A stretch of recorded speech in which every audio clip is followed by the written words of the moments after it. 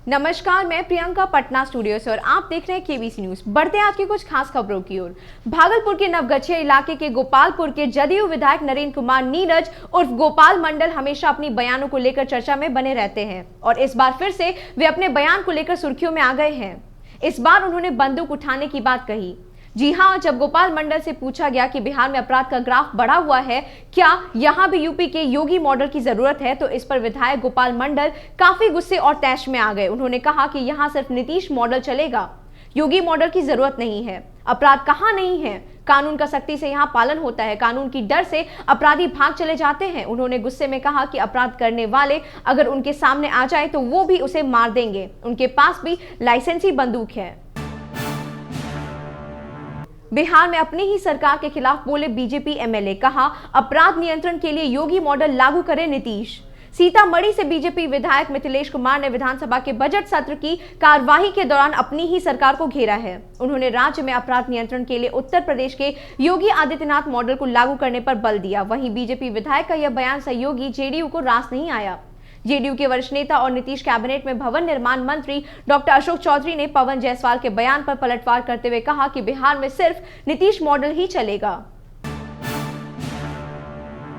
ममता का बीजेपी पर बड़ा आरोप, कहा डिप्टी सीएम की गाड़ी में पैसा आ जा रहा है। तृणमूल कांग्रेस टीएमसी ने शुक्रवार को पश्चिम बंगाल विधानसभा चुनाव के लिए 291 प्रत्याशियों का ऐलान कर दिया। मुख्यमंत्री ममता बनर्जी नंदीग्राम से चुनाव प्रत्याशियों के नाम का ऐलान करते हुए ममता बनर्जी ने बीजेपी सरकार पर जमकर निशाना साधा।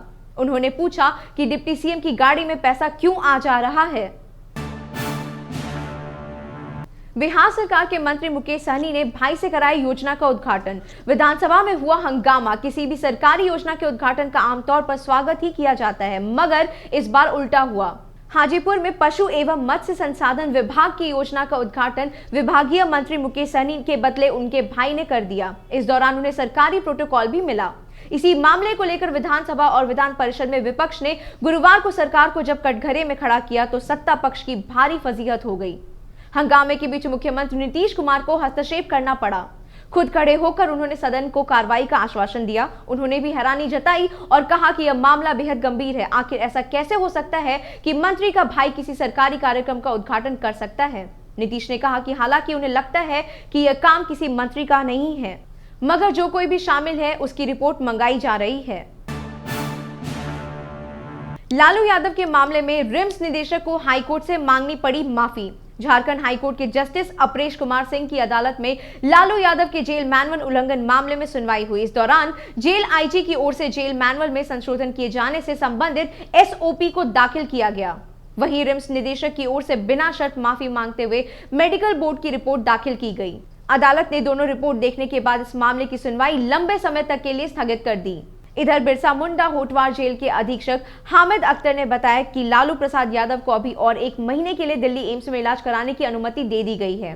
उनकी तबीयत में हो रहे सुधार को देखते हुए एम्स दिल्ली के डॉक्टरों ने लालू यादव के इलाज के लिए 4 हफ्ते तक का और समय मांगा था। झारखंड के जेल आईजी वीरेंद्र भूषण ने इसकी इजाजत दे दी है। इस तरह लालू की सजा अवधि 4 हफ्ते के लिए और बढ़ गई है। केवल नंदीग्राम से ही चुनाव लड़ेंगी ममता।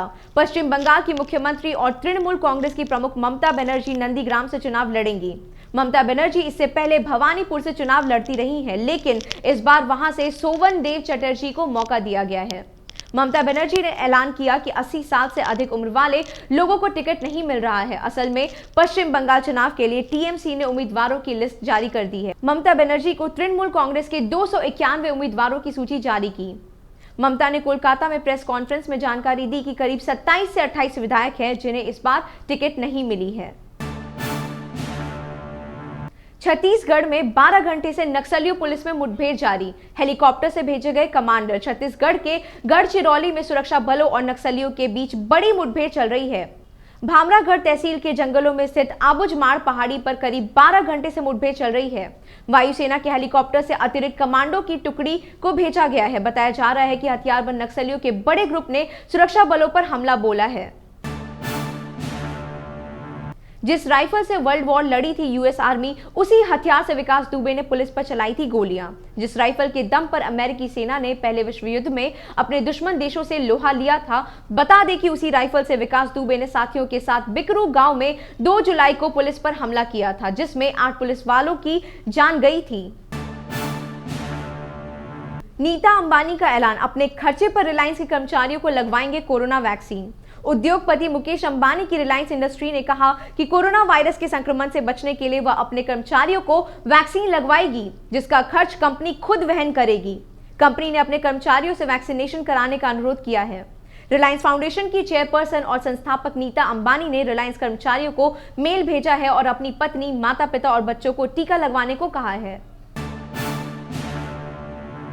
ओटीटी प्लेटफॉर्म पर केंद्र के बनाए नए नियम बेअसर। ओटीटी प्लेटफॉर्म पर दिखाई जा रही सामग्री को लेकर सुप्रीम कोर्ट ने एक बार फिर केंद्र सरकार को फटकार लगाई। कोर्ट ने कहा कि सरकार ने हाल ही में नेटफ्लिक्स और अमेजॉन प्राइम जैसे प्लेटफॉर्म को रेगुलेट करने के लिए जो नई गाइडलाइंस बनाई है वह पूरी तरह बेअसर है, जो कि इनमें अभियोजन का विकल्प नहीं है। महंगाई के खिलाफ कांग्रेस ने छेड़ा ऑनलाइन कैंपेन। राहुल ने कहा, टैक्स कमाने के लिए केंद्र लोगों को दलदल में धकेल रहा है।